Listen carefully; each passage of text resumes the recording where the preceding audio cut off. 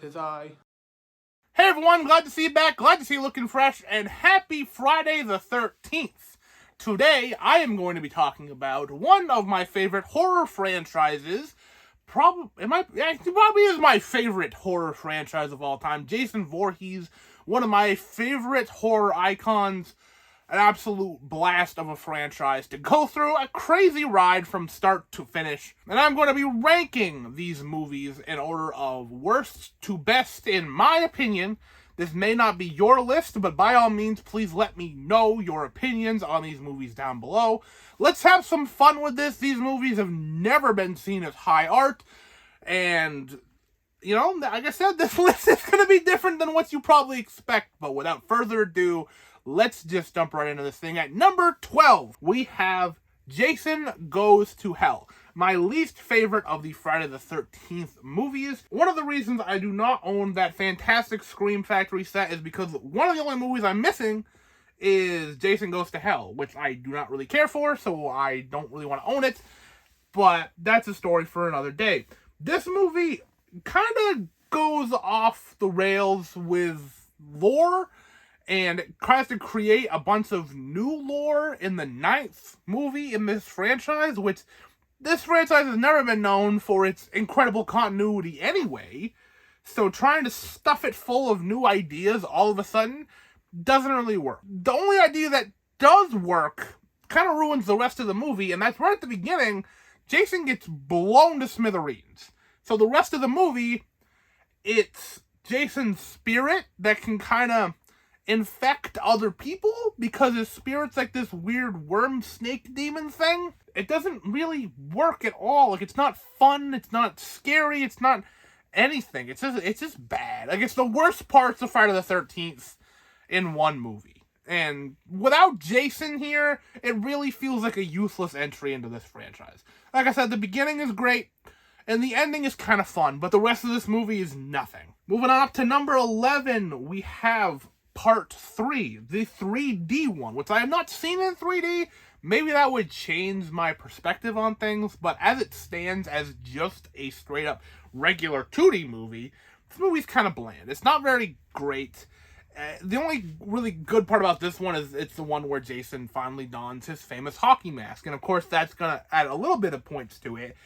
But the rest of the movie is pretty forgettable. Not to say that any of the characters in this franchise are super memorable, but I don't really remember really much about the characters at all. I don't really like the setting because it doesn't feel like New Jersey anymore. It just feels like it's in California now, so it kind of loses a little bit of its identity. This movie also, it left a taste in my mouth when I watched it the first time. For the very first time, I watched the first 8, the 8 numbered ones, on January 13th, Friday the 13th in 2017. So it's been a couple years since I watched all of them in one chunk, but this one being the third one of the day, I was already getting wise to some of its patterns, and so I was like, oh, okay, this is how this franchise is gonna go.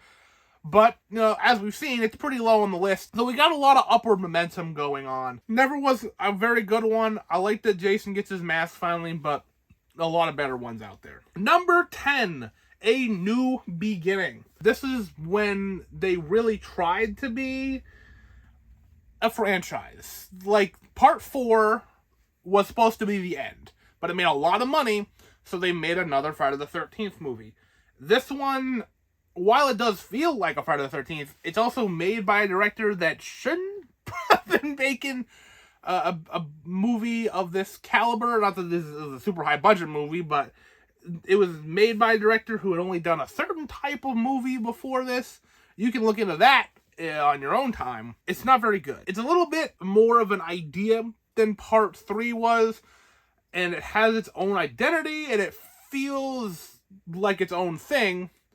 It's kind of funny for how bad it is, so it has a little bit more enjoyability factor because of that, but this one isn't great either, and the killer is whatever. Like, it's a pretty forgettable one right in the middle of this entire franchise. But hey, I think it's a little bit better than 3, so again, we got more ahead of it, so it is what it is. Part 5. A lot of people don't like it. I don't like it. Moving on up to number 9, we have Jason Takes Manhattan. So this movie was, I was hopeful. I was super excited to see Jason in New York. And when it's that, the movie is an absolute blast. It's some of the best Friday the 13th stuff there is, in my opinion.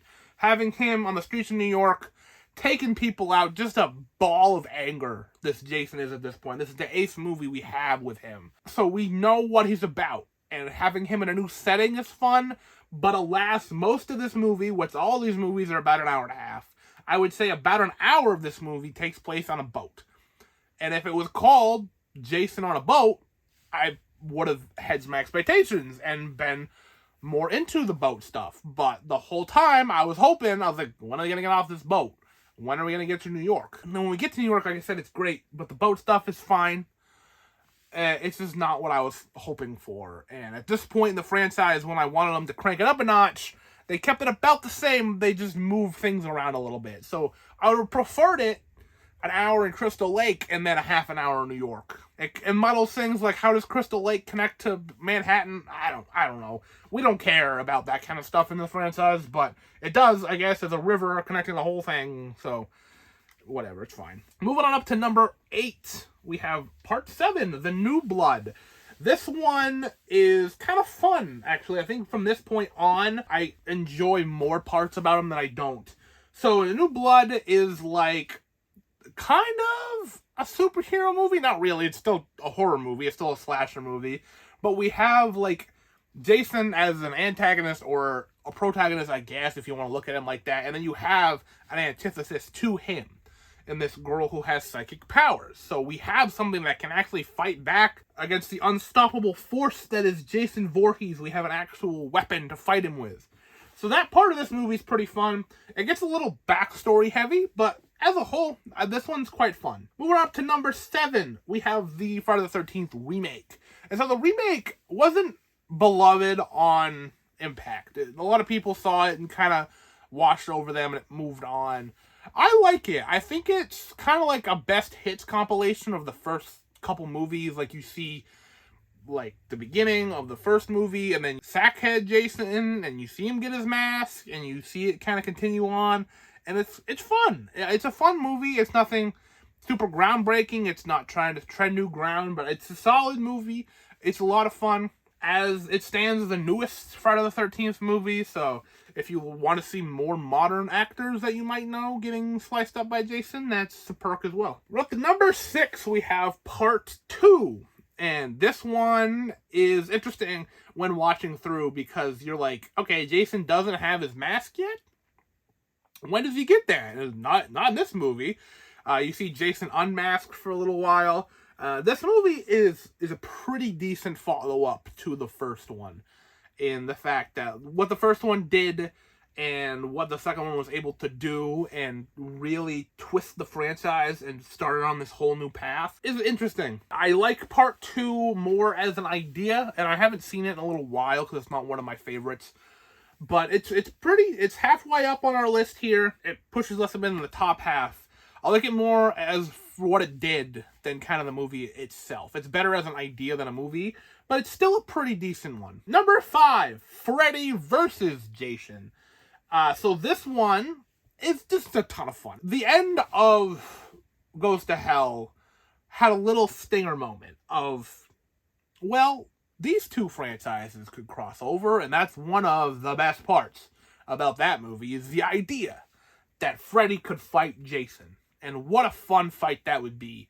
And after over a decade of waiting, people finally were able to see this movie. And I'll tell you what, it is an absolute blast. This was the last Friday the 13th movie I watched, so it's the freshest in my mind, experience-wise, and I had an absolute ball watching this. I was savoring the flavor of one final trip with Jason, because I wanted to watch the rest of the Nightmare on Elm Streets first, which, you know, I didn't end up doing. I only watched a couple beforehand, but that's okay.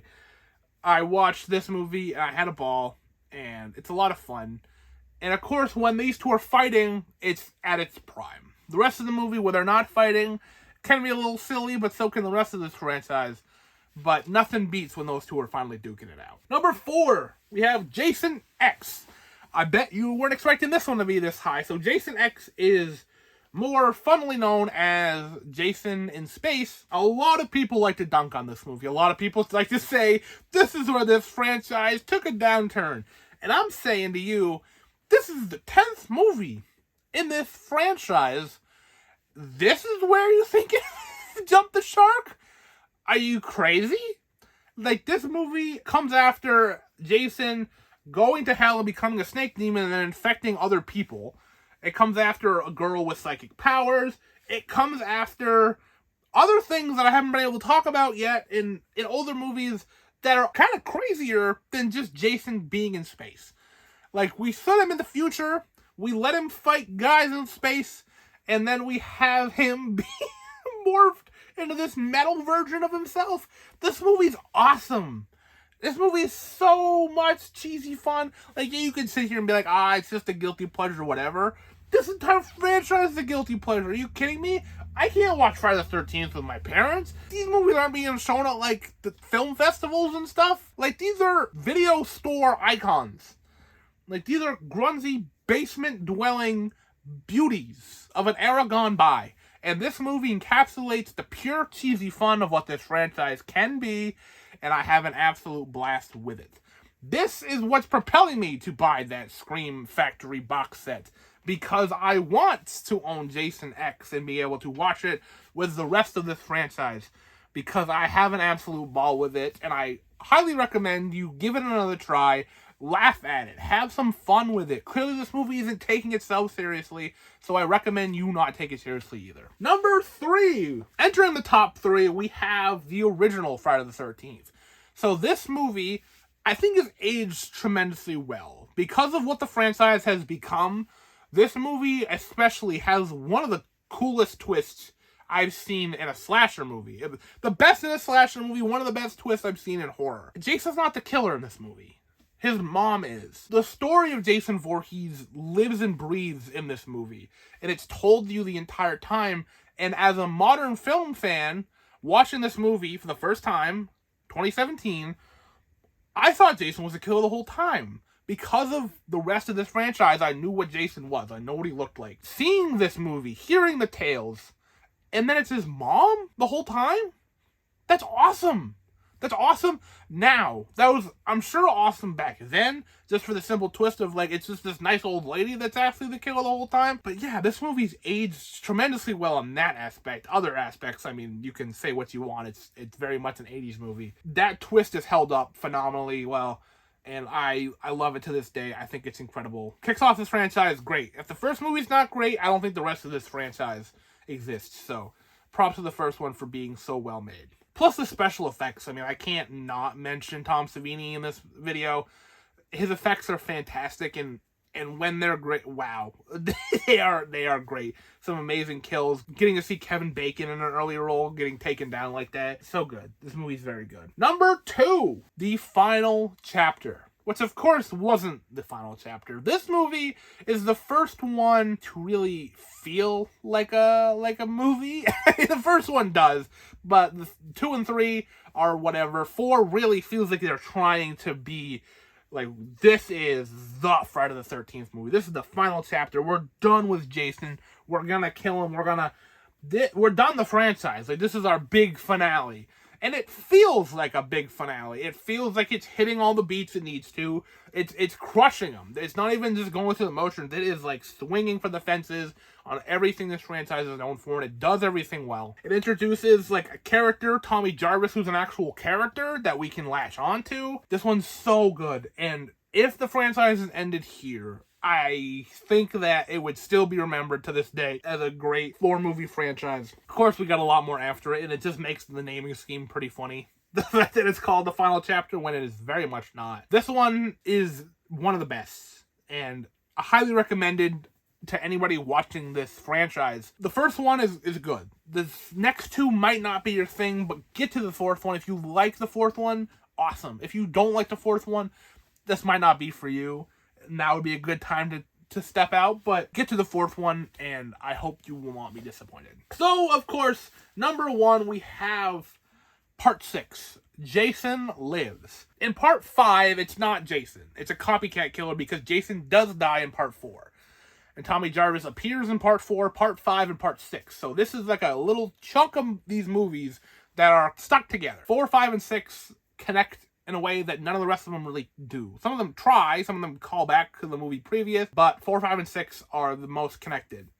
And Tommy Jarvis, for some reason, decides to go dig up Jason's grave and kill him again, even though he's dead. He's dead in the ground. He sticks a metal pole in him. Lightning strikes the metal pole. It zombifies Jason. And all of a sudden, we have ourselves a zombie Jason who is truly an unstoppable force at this point. He's not just a man anymore. He's not just a myth anymore. He's an actual monster now. They must have known that, like, people didn't like 5, okay? People didn't like that it wasn't Jason.